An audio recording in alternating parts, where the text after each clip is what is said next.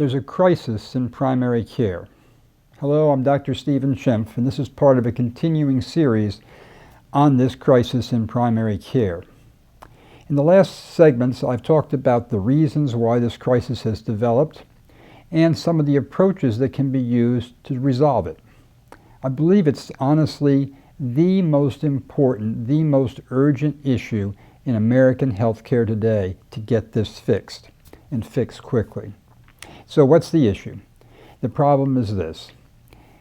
Primary care physicians need to see too many patients per day. If they see too many patients per day, it means each individual patient gets less and less time.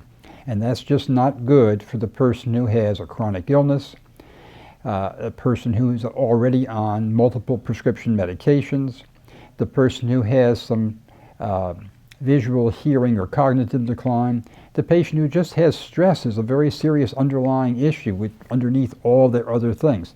These all take time. It means the physician needs to be listening. But you can't do that, can't be listening well in just a few minutes. So why? Why are we down to such little time? Well, reimbursements have been relatively steady, but overhead costs have been rising. And in always this situation, you try and make it up in volume. So today, the primary care physician is seeing about twice as many patients as they saw a few decades ago, and yet earning about the same income, inflation adjusted. But this means for you, 24 patients a day, get divided by 8 hours, means 20 minutes per visit, but that really gets reduced down to not 20 minutes, because the physician still needs time to answer the phone, to read reports, to do other things that come up during the course of the day. So that visit gets squeezed not from 20 minutes down to 15 minutes, and the amount of time between doctor and patient is usually like 8 to 10 minutes. So that's the problem. It's just not enough time to listen, to diagnose, to think, to coordinate care. So it's important to realize that primary care is not the simple stuff. That's usually what we say about primary care. But in fact, good comprehensive primary care is really all about wellness, about health promotion, about lots of preventive care. Sure, it takes care of those simple things, but it also, a good primary care physician can certainly take care of all those chronic illnesses most of the time, probably 90% of the time. So diseases like diabetes with complications, heart failure, obesity, and chronic lung disease, just to name a few. The primary care physician is perfectly capable of dealing with those issues, provided they have the time, and that's the key again.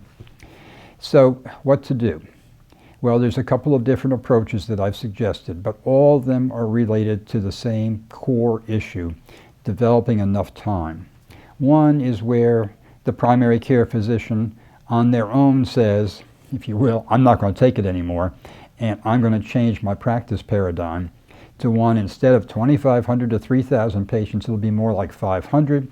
Now I can offer the time and do all those things that I just mentioned before. Another approach is for the insured to just pay more per visit, with the understanding that the patient will get the additional time. Another approach is for employers to say that they will pay the annual or monthly membership or retainer fee for that direct primary care practice. Or even to put their own clinic within their office, their place of business, so that a person can go right outside the door, get the care that they need, but always set up in such a way that there's the time necessary. It's always about the time. Now, when the primary care physician has the adequate time that I've been referring to, a few things happen. First of all is patient satisfaction goes up, doctor frustration goes down, care quality goes up, referrals to specialists come way down. Same thing about tests and x-rays, fewer of those. Less visits to the emergency room, less visits to the hospital. This is all to the patient's benefit. And it just simply shows that putting more money into primary care means better care overall, and importantly, it's not added money spent, because total health care costs, and that's very important, total costs come way down.